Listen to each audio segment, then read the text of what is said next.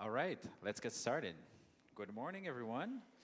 So, our first talk of the day is by Jovin. I hope I pronounced it well. She describes herself as being a grammar freak, but she also happens to be the founder of a company, which is a communication skills training firm based in New York City. And she speaks a bunch of languages, but the primary one that she mentioned is English, Spanish, German, French, and Italian. And today the name of our talk is the language values, the apolitical of language learning. So basically you're going to talk about how language learning is good to connect the world in times of political polarization. Thank you. It's to you.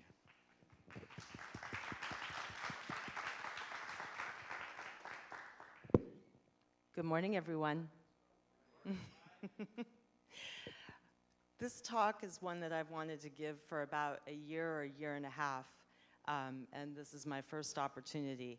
I have to say that it was incredibly difficult for me to put together. I'm used to talking about language learning, not so used to talking about politics, and I don't know if you've noticed, but lately, especially in my home country of the United States, there's been a lot of political polarization. So a lot of topics feel dangerous, problematic, and it felt a lot, I guess, less safe to me than some other topics that I've focused on in the past. Language study to me is a largely apolitical, non-confrontational way to reach across borders. It supports values of openness and tolerance and serves as an antidote to political antagonism and polarization. And that benefit of it has become increasingly important to me in the last 2 years. I was thinking when we were crossing, I came with my husband from New York on the 12-hour train, which is slow. We took the 12-hour train from New York City to Montreal the other day, and as we were crossing the border, I was reflecting on what a nice metaphor the train was for the experience of the polyglot community and what this means to me in the world. I'm on that middle train there. If you see, there's a little sign pointing to me, and I'm sorry, I apologize to Canada for making you blue and making it look like you're falling off the land of the United States into the ocean of Canada. I picked blue. I thought it would be a very flattering color. I liked the color, and then I remembered at the end that there are reasons map makers avoid those for the actual countries. So anyway, it was meant to be a compliment, but we were right on the border, crossing over on this train, and I had heard a number of languages as we were traveling along, and it just seemed, you know, I think of this a lot. Language learning as a way of reaching. It's like holding out a hand to someone in another country, and I just found it a very beautiful symbol of how important this polyglot community has been to me. Now, some of you I know. I actually see a few familiar faces here, but some of you don't know me, so I want to just briefly summarize my language learning journey for you so you know how I ended up in this room with you to begin with. We all have very different language stories. Mine began when I was young. I was born to American parents, but my father soon got a job in Germany, and so we went to Germany, and this is me with my first language exposure. This is me with my dog Gisela in Göttingen, Germany. So I went to German kindergarten and I learned German when I was ages 2 to 4. My father was born in Argentina and grew up there and in Mexico. So I had relatives, I had family in Mexico. So this is me in Cuernavaca. I have just whacked a leg off of a piñata, and I'm appropriately exuberant for this circumstance. In this picture, I was approximately 2 years past my first foreign language class. So when I was in kindergarten, I guess, I had a Spanish class, and this was my first Spanish teacher. She also happens to be my mother. So this is me and my mom. I was fortunate in the United States, which is kind of famous for not having great foreign language expertise and experience. aside from the fact that we have about 1 million languages spoken in the country, a fact that a lot of people conveniently overlook when they feel like it. I had a very language-rich school environment. So here I am in grade school. I'm on the upper left in the back. I had 3 years of Spanish, quite good Spanish classes when I was in 4th through 6th grade. So it just kept becoming, it was a part of my life all the way through. This is me in high school. I think that's my junior varsity volleyball picture. 5 years of Spanish in 7th through 12th grade, and then another year of German when I ran out of Spanish. So a lot of Spanish and some German. Then this is me in college, where I took 4 more years of languages. I majored in German, I studied French, and then I went on to graduate school. I studied comparative literature, so there was even more language. My entire life, professional life, has focused around the world of words. And in fact, in 2009, I started writing about language learning experiences. I became very interested in self-study as an adult, how adults learn languages, what the resources of my home city of New York were for learning them. And I reviewed products and just basically spent a lot of almost all my free time studying languages. It was around that same time that I discovered Facebook, which has gotten a lot of bad press lately, but it's actually really very central to the reason that I'm here with you and have come to know some of you and become very fond of some of you. This is the Polyglots group on Facebook, which I think I encountered for the first time. I mean, there are a ton of them. There are a ton of Polyglots groups, but this is the main one I'm involved in. I think I discovered it in 2013 when there were under 2,000 people. There are now 30,000. And then from there, I started going to the events and organized the Polyglot Conference in New York City in 2015. And then came the year 2016. You may have heard we had a presidential election then. So it did not quite have this is me and my husband having just voted. There's my husband right there. He's sitting in the second row there. So this is me with Brant right after we voted in the November 2016 election, which did not have quite the outcome that I thought it would. Here's the Guardian headline, and I think that second part is quite accurate. Plunging U.S. into uncertain future. It definitely has felt full of uncertainty to me. So I got distracted from language learning, thinking about politics for a lot of the past 2 years. You know, when I was preparing this talk, I actually was rather stunned to discover the way the definitions for politician are laid out in dictionary.com. I would think that third definition, a person who holds a political office, might be the first thing.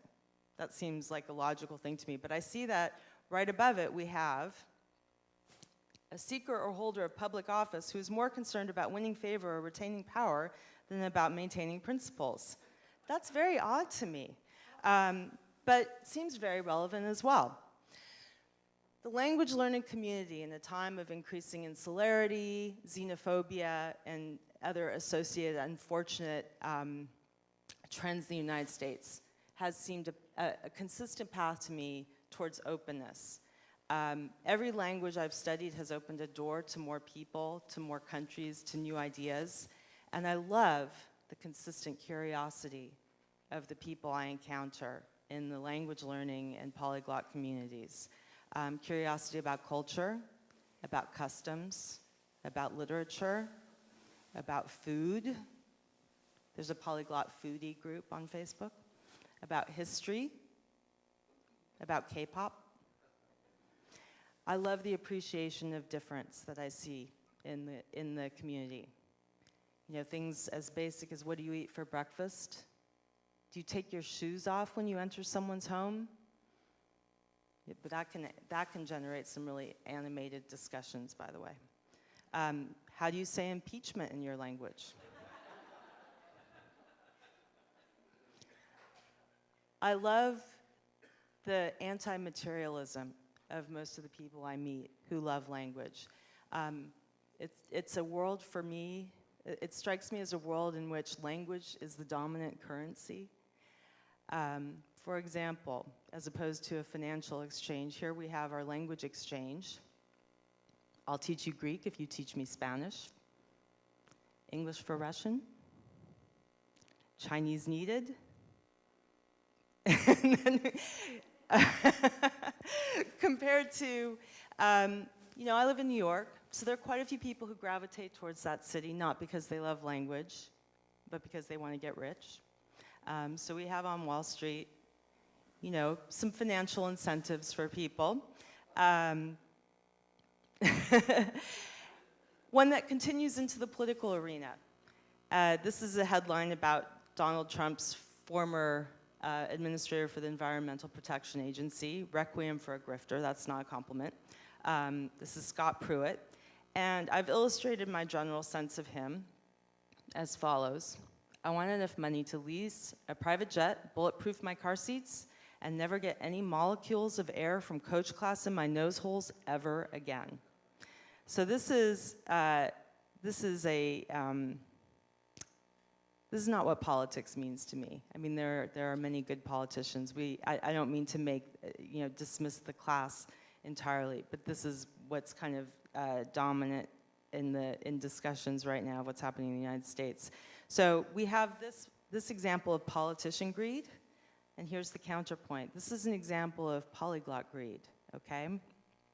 I want enough money to buy every Routledge and Teach Yourself book on Asian languages and backpack for 2 months in Indonesia.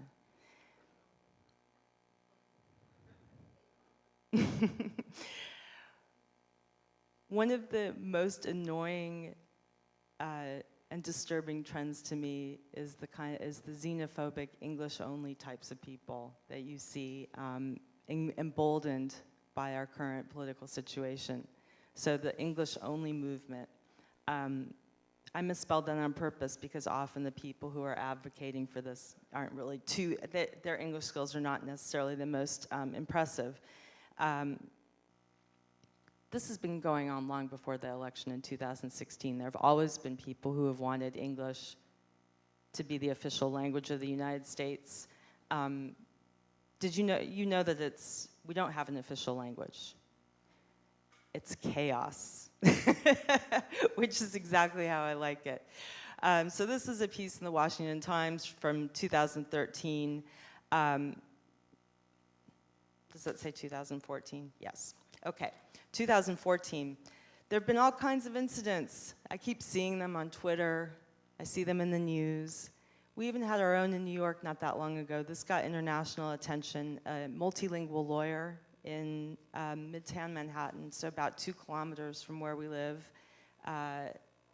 which I found this extraordinary. He's actually at least bilingual. This is a person who speaks Spanish, and he had a complete meltdown in a restaurant in Midtown because the workers were speaking Spanish to customers.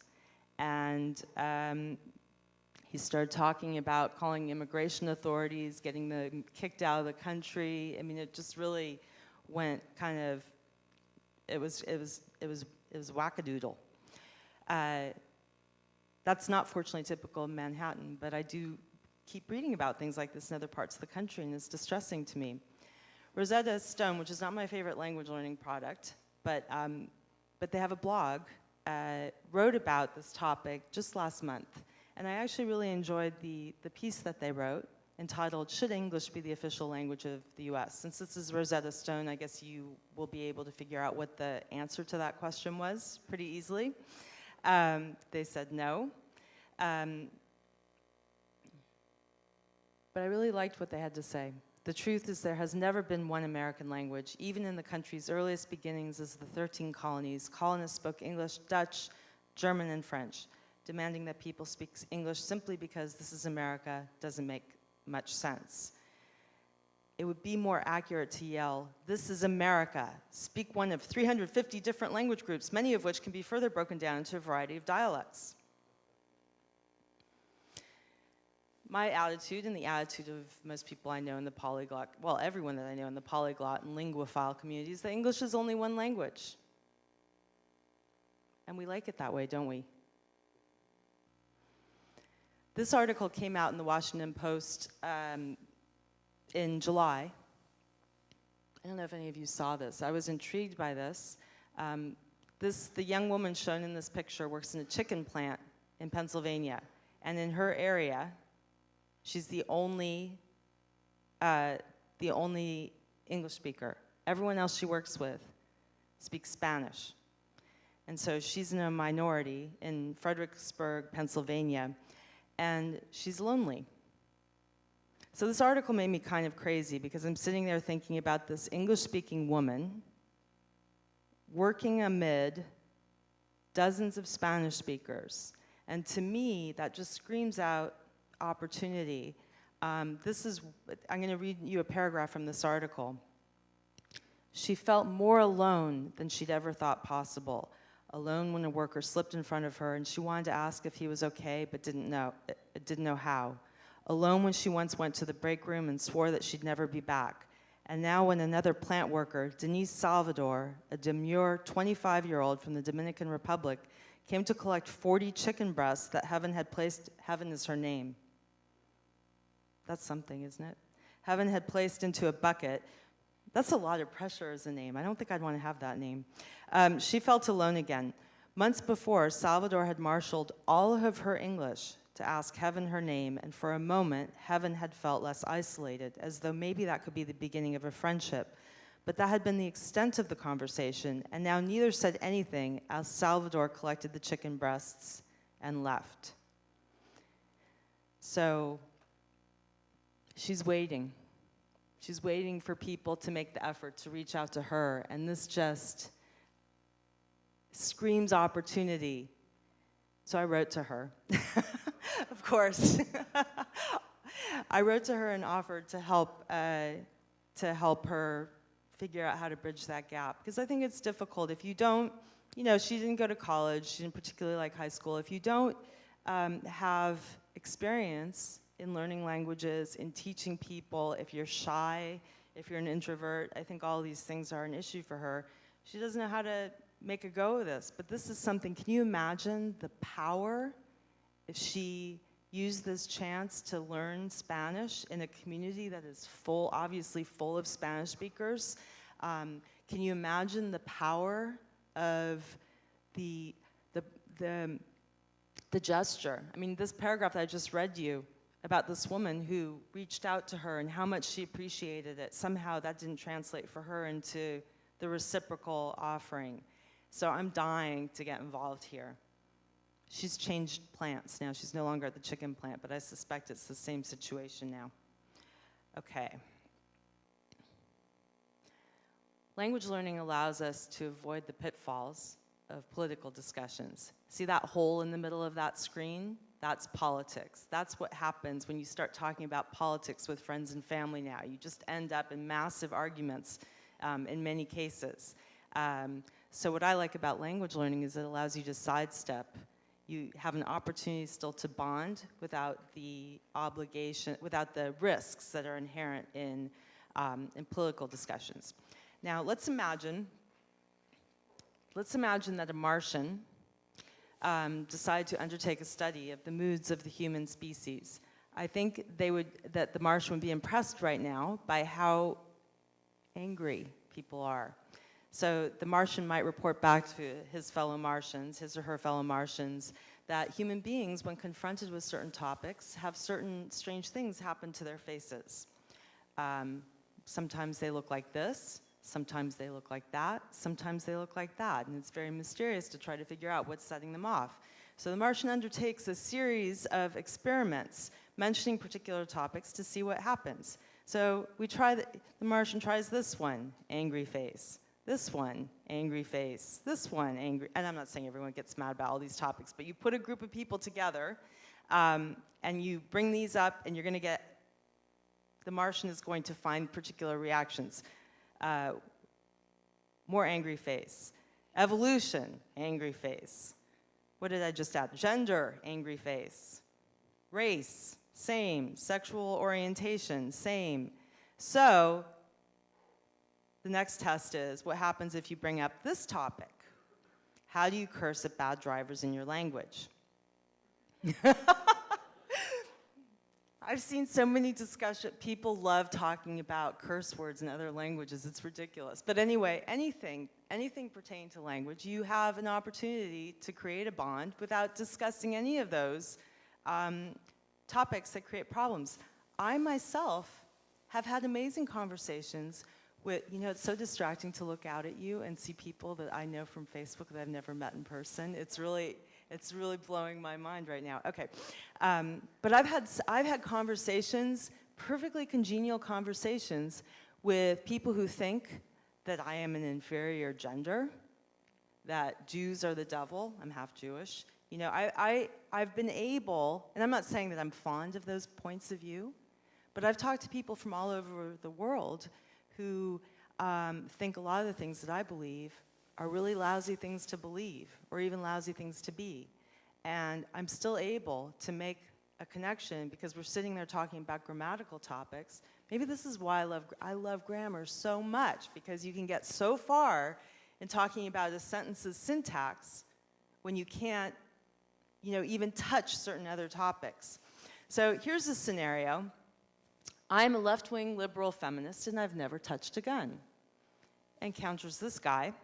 I believe women are too emotional to be president and Democrats will have to pry my guns out of my cold, dead hands. So now you have a couple of options. Option one, I hate you. And I feel as though this is where a lot of discussions these days are ending up. But then there's option two.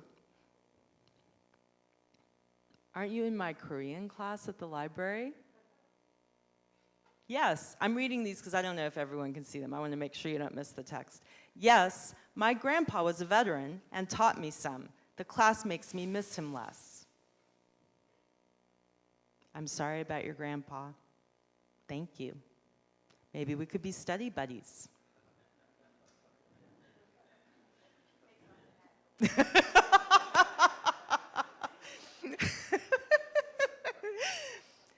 I don't mean to idealize the polyglot community because I've met just as in any community of people, I've met some, you know, let me just say quirky people. Here's an example of how you can still run into trouble with language if you're sticking to language topics. So all languages are interesting, wonderful, and expressive. My language is the oldest and richest, came from my God, and contains the most and best words of any language. I've seen this one many times.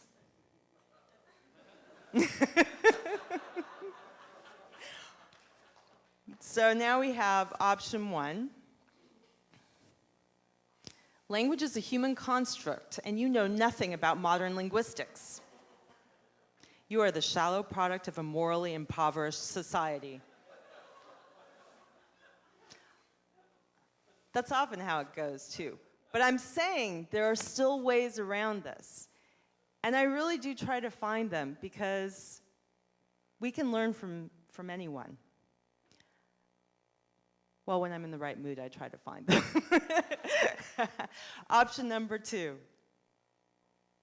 Can you look at the sentence I wrote in your language and tell me if it's okay? Of course, I'd be glad to. The kind of cooperative, you know, even if you think the point of view of the person you're speaking to is completely objectionable, they still know something.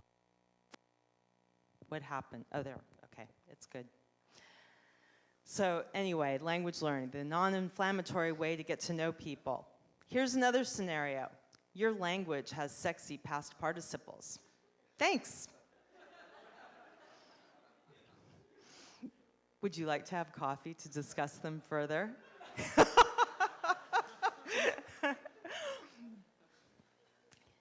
Bonding. I was, for a year or two, the proud owner of the URL polyglotlove.com. I let it go, so it might still be for sale if any of you want to pursue that avenue. Language study keeps me mentally alert. It reminds me of a title. This was The Mind on Fire was the title of a Ralph Waldo Emerson biography that I read some years ago, and that phrase has always stuck with me because I feel like when I study something that's new to me, it engages parts of me that I don't know, that just otherwise lie there. It kind of it wakes me up for all kinds of input. This for me is the opposite of the mind on fire. I want to just give you a moment to see that. The little sign in the background says, "Trump is truth." Slogans that are repeated on Twitter over and over again and put on t-shirts, not the mind on fire. I love the appreciation of complexity that studying language offers to me. When I think about all the ideas that are present that are created, written about, that have been written about in my own language, and then I multiply it by all the languages all over the world, it's extraordinary to think of how many different points of view we have, how many shades of gray. I love the individuality of the polyglot community. I've met some unusual people, perhaps you have too. I haven't actually encountered this yet, but it does remind me of some things that I've seen. But none of my friends' spouses make them sleep on a bed of 19th century language books. Or, perhaps keep, a book on Irish nouns handy in case of emergency need. This isn't actually a real thing. I just happen to have a book that I took in the window. I don't leave this in the living room window, but I took a picture of it once, so I thought I would throw it in there. I love the sense of community that I feel with language learners. This is actually a group of people 40 and over at the Polyglot Gathering in 2016 in Berlin. I remember when I posted this, I wrote something like, I'm not saying we do it better, but we do it.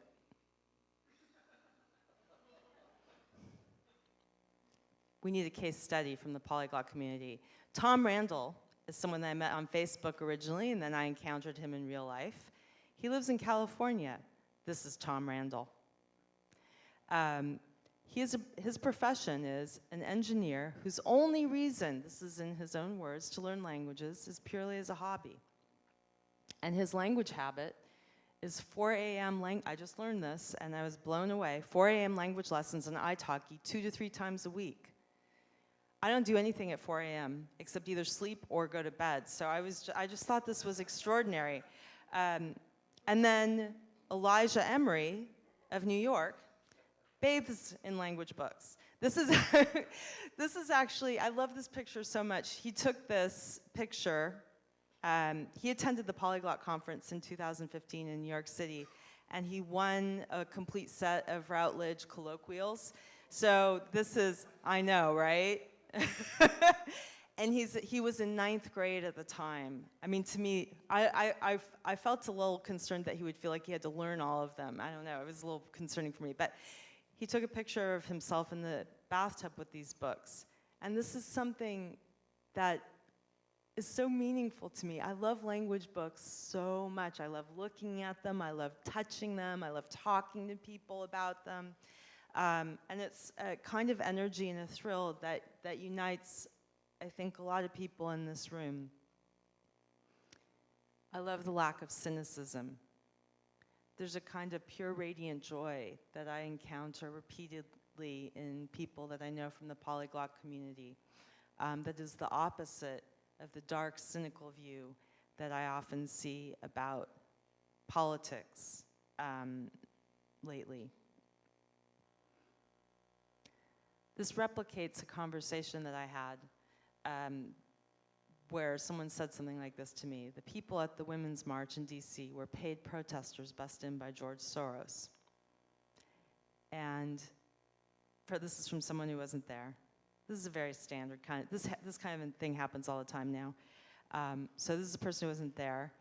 I was there.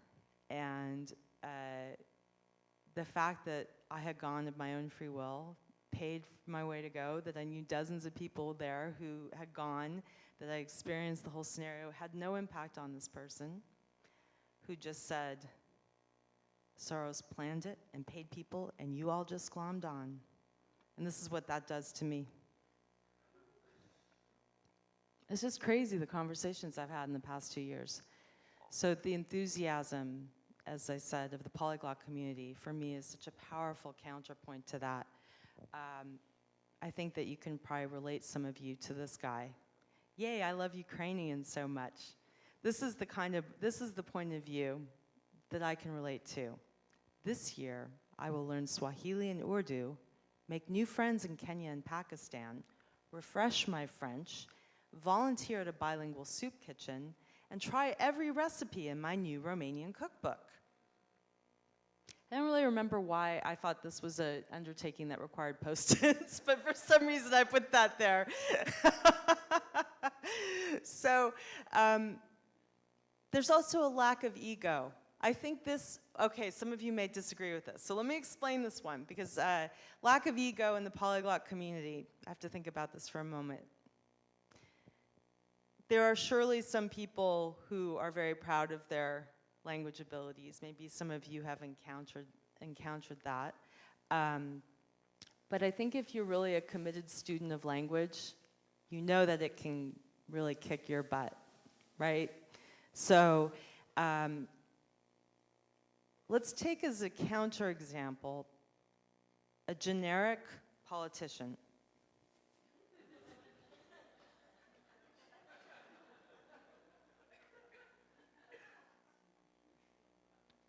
I have the best words. I am the best builder. I'm like really smart. I went to the best schools. I have the best homes. Only I can fix this. I'm the best negotiator. I hire the best people. Okay, so that's the political side. One of the people that I met through Facebook and then subsequently in real life owns a language school in San Francisco. Her name's Rachel Meyer, and some of you may have encountered her. She's very active in a number of Turkish groups online. So she's the owner of ABC Languages San Francisco. And she said something to me that I thought, it spoke to me. In language learning, you need to rid yourself of ego. Learning language is the opposite of hanging on to ego. Oh, that's me with Rachel. Visual aid. This was at the American Council on the Teaching of Foreign Languages conference in San Diego. I followed up with my discussion with Rachel by asking in the polyglots group, do you feel language study promotes a lack of ego? And I got very mixed results. But one person said something that also spoke to me. If language study evolves into a general love and respect for different cultures, or differences in general, then absolutely. There's actually a profanity in there, but I edited it out for you, because I know this is being videotaped. Above all, I love the respect, the deep, committed respect for language that comes from a community of people dedicated to language learning. Words are intimately connected to what makes us human, to what binds us as a community. Words connect us to the ideas of other human beings. This is Schoenhof's in Cambridge, Massachusetts. The foreign light, it closed. I know, I'm very depressed too, so this is like a monument. I used to buy my language books here from 1983 to 1987 in college, and it just closed last year. So this was an amazing, amazing store. We don't have anything like it in New York City. So this was a special place. But words are what connect us to ideas of writers and thinkers. They connect us across time. They connect us across space, across cultures. They're the things that link us and make us a global human community. And it's words that help, and a commitment to words, to truthful words, I think, that help us care about our fellow human being.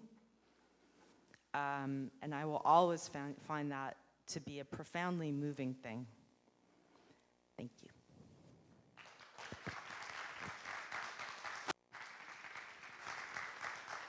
All right.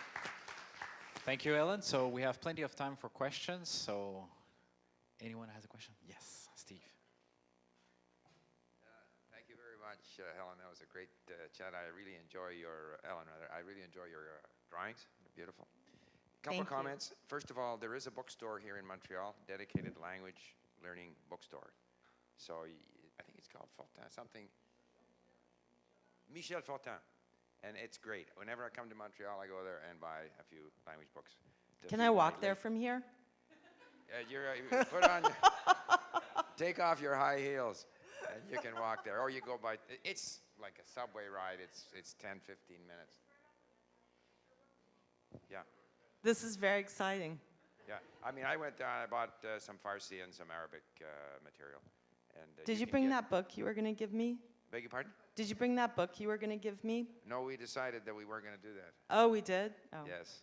It had something to do with the Arabic script. Yeah. I didn't. Oh, geez, yeah. Anyway, I didn't.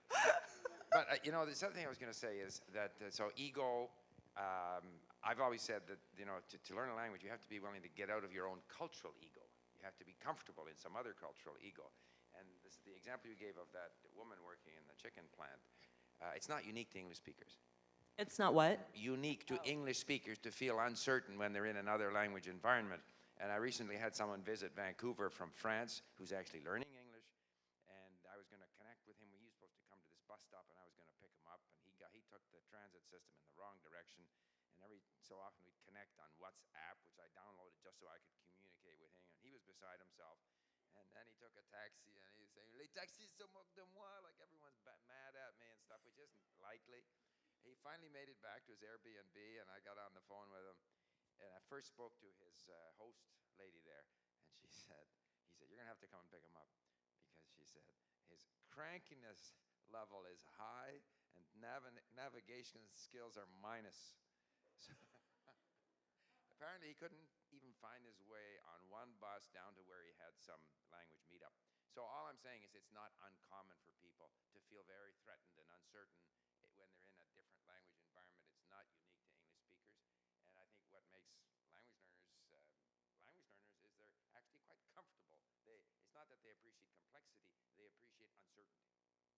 I like it, So that's just a comment, but I really appreciated your chat. It's, yes, except that I find that a lot of language learners that I know from the most committed language learners, I have encountered a subset of them who don't actually really like to talk to people. Yeah, someone told me that he hated to Skype because then he had to, talk to another human being. But yeah, one of the things, it was difficult to do this talk for me because it required generalization, and in general, I don't like generalizing. So there are yeah,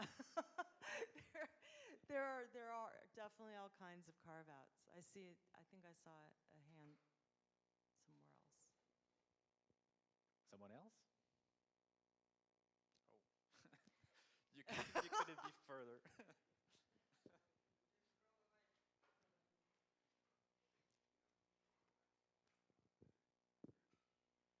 So I just wanted to thank you very much for your talk, because I think a lot of these things needed to be said, and I also felt like it was spoken from your heart, so just thank you very much for coming here and talking about this.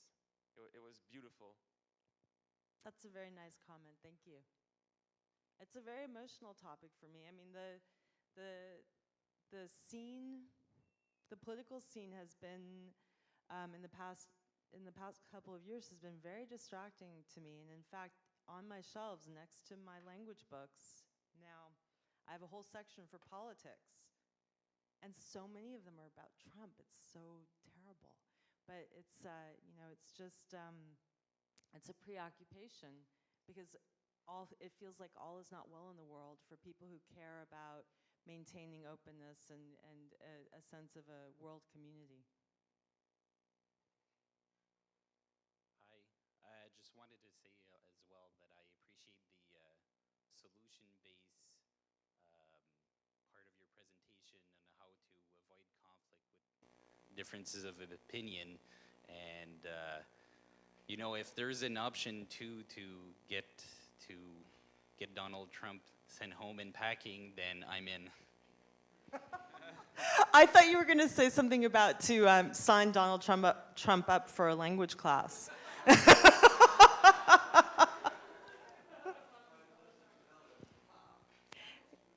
It really, you know, there's so many times when I've thought, wow, I see a particular person saying something, you know, on TV, just a random American.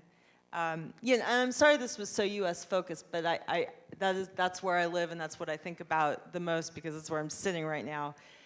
It does have sort of a global impact, what's happening back home.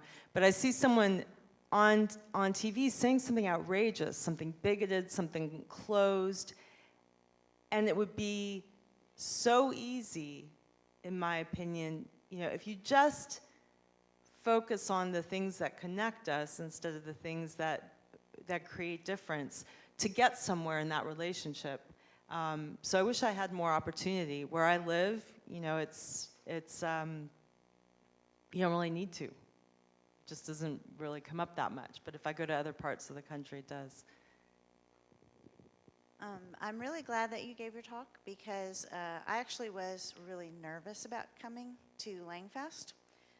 You know, partly because everybody speaks all these languages and I just barely get around in Chinese, but also because of the politics in my country. And I thought, what will the Canadians, you know, think of me? Even though I just went to Vancouver and everybody was fine. Where are you from? Cleveland, Ohio. Well, not Cleveland, Ohio. I'm originally from Dallas, Texas. I met a few other More Dallas people in the house? Wow. Did you know that? Yeah. So yeah, I feel sort of personally responsible for everything that happens in my country, which is irrational.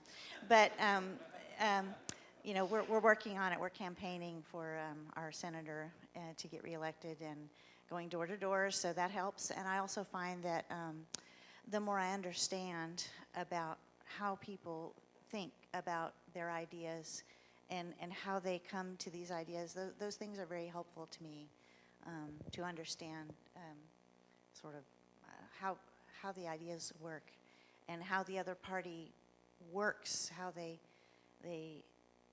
create a situation where people can hang on to an idea.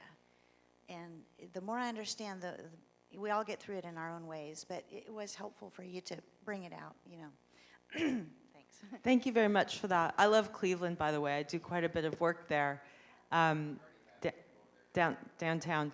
But I wanted to, one of the things, so you've been knocking on doors? Is that what you said, or a little bit? Right.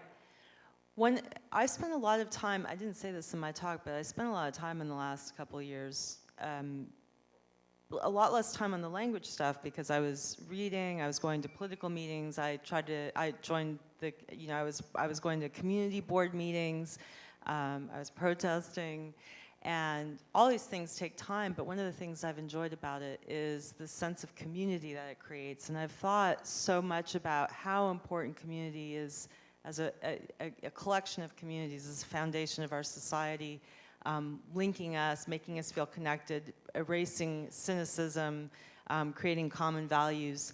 And that's something that you guys and people in the linguophilic communities of the world have given me. It's been very meaningful to me emotionally. Hi, I actually live in Washington, D.C. There's a language store called Tempo Books, which is near American University. If you're ever in D.C., it's very similar. I think that's the one that I've been waiting to go to. Yeah, next time, yeah. It's very good. It's very similar to Michel Fortin. I was there earlier. And just dovetailing on what she was saying, you know, I literally work in the shadow of the White House. I live dead-ending to Lafayette Square, which is right behind it. And it's something I think about a lot. And, you know, coming here and coming to Canada, you know, watching the news and everything. And it's really hit me. I too feel responsible for reasons that are completely illogical for, you know, what's happening and what other people perceive. And I'm just like, you know, Canada, keep me, you know, like my flight's out tonight. But, you know, it's not everybody, it's not monolithic, you know, and not everybody is thinking and not everybody is any one way. And how do you bridge, you know, I live in the bubble of all of it, right? So how do you bridge the gap between? It's something that I think of and people around me are thinking of a lot. I just wanted to put that out there. Wait, one thing, oh gosh, what did you just say that? What did you say right before that? Bridge the gap. Oh. I really have come to appreciate the value of each individual action, of each individual. I think that's so powerful. For example, in the illustrated scenarios of what happens even in the polyglots group, where all, where someone will post something about the extraordinary specialness of one language over another, and there are different ways you can respond at that moment. You can do something that will create a tie and a link, or you can do something that will increase the antagonism. I feel myself to be in a position where I don't need to be combative about this stuff. I would prefer always to defend my principles, but sometimes I value the ability to walk around and, instead do something like the little cartoon character did, and, just focus on what that person has that is positive for me.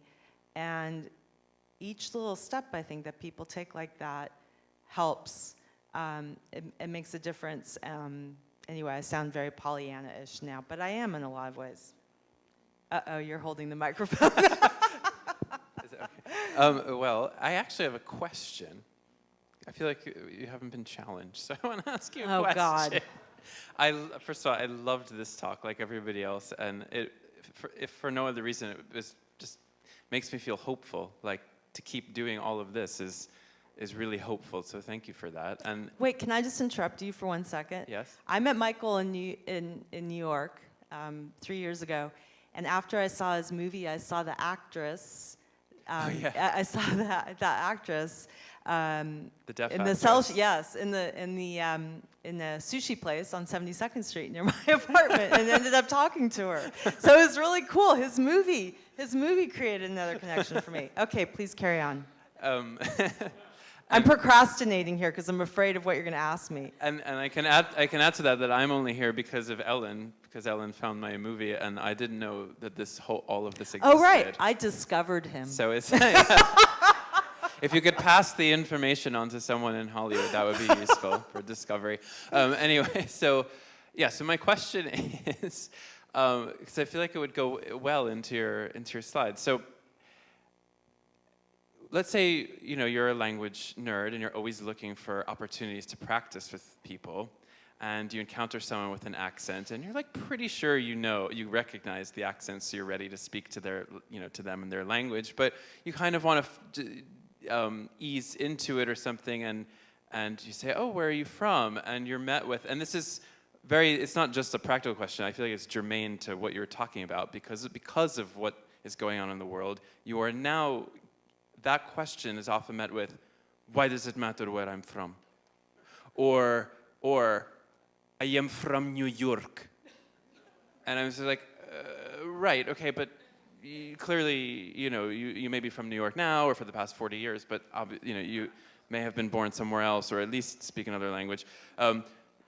So then, okay, the same person, option 2, instead of asking where you're from, out of fear of that response, you hear an accent, and you say, привет, как дела? I am Ukrainian, why you are speaking to me in Russian? So what's a polyglot to do? Do you know what I mean? If you have some words of wisdom, I would love bridging the gap in that. I don't know, what does Ellen Jovin do? This actually has been a problem for me too. I mean, as long ago as a year and a half ago, I remember a woman was handing out political literature on Broadway near where I live. And I said to her, because I say this to everyone, I'm so nosy, I'll ask anyone questions, and I always want to know where people are from and what languages they spoke. I asked her where she was from originally, and she snapped at me. I'm from New York, and she was offended that I asked her, because I guess the context that you're describing has changed. That had never happened to me before.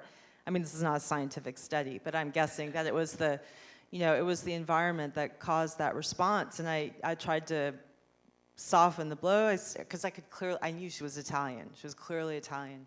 So I said, oh, well, so I explained, and she told me, but she still seemed, not happy to have been asked. And I'm actually more cautious about it now. I am, because I'm worried that people won't know what my intentions are, even though I think I look, you know, kind of non-threatening and whatever. But the polyglot has to be politically active to change the situation so polyglots can polyglot again.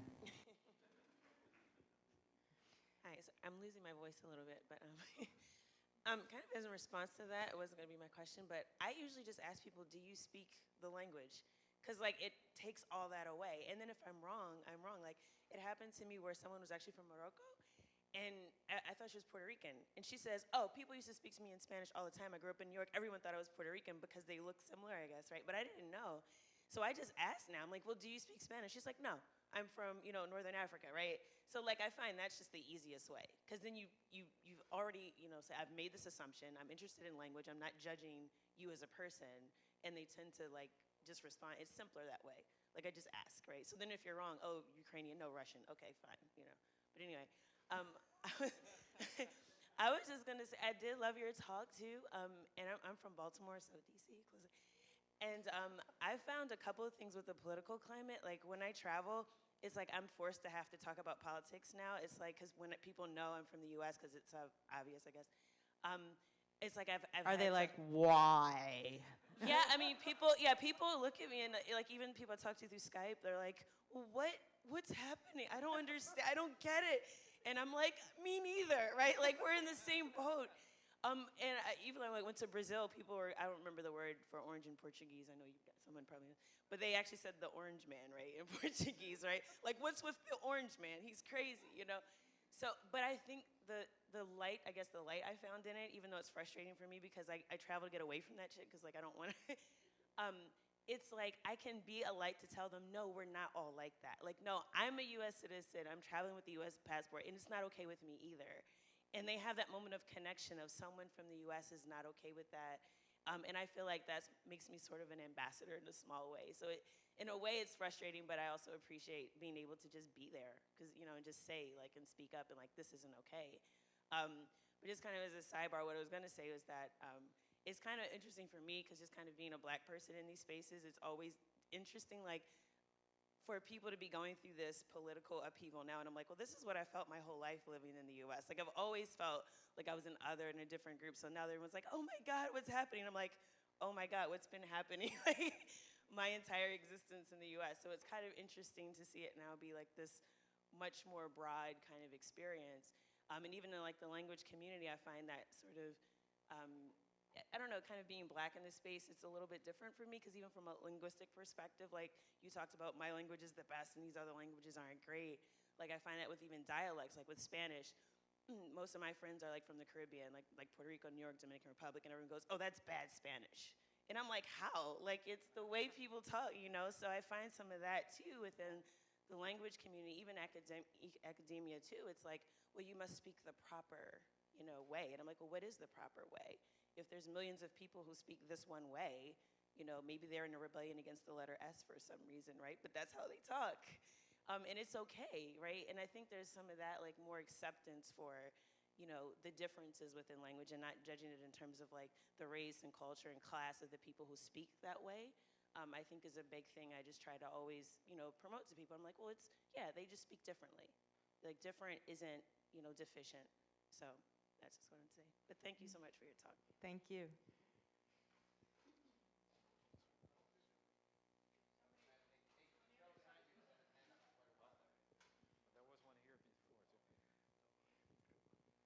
Hello, Ellen.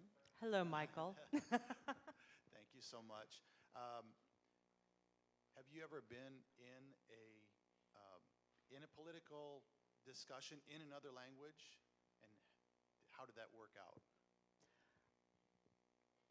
I think if I have, which I probably have, it was before all of this went down. So I'm ready, though. Bring it on. That's going to be a short answer. I think I think we're coming to an end here. Should we do one more question, or? Yeah. So the pause is at 10:30. Maybe we have time for our last one.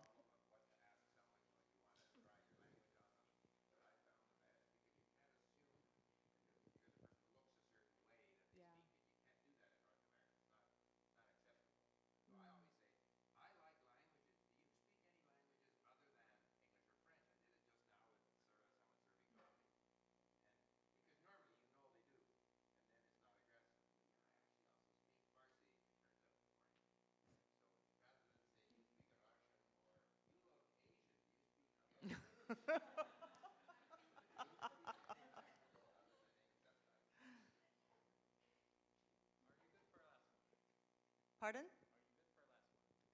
Yeah, although you had a question for a while, I think, didn't you?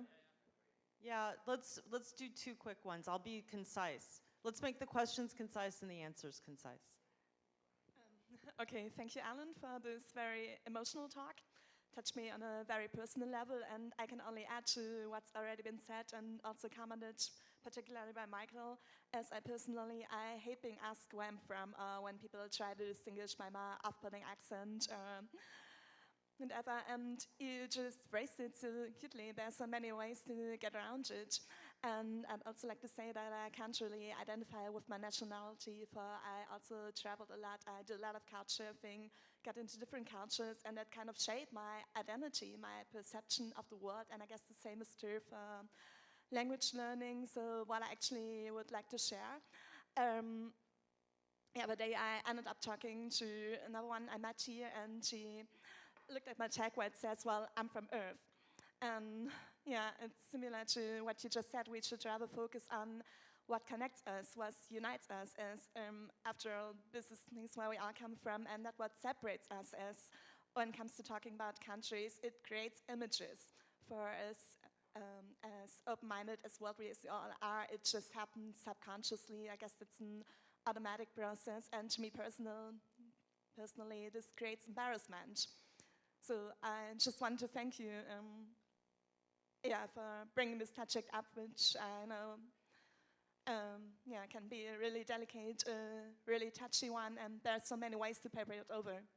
Thank you. Thank you for that. I'm actually, while you walk the microphone over to the last person, I just want to comment that I've made a little bit of an effort lately to be less nosy, because I know not everyone likes to be asked the questions I want to know the answers to, and I don't know how they're going to be received. But if you do come up and talk to me, there's a good chance I'm going to ask you things. So I'm just warning you.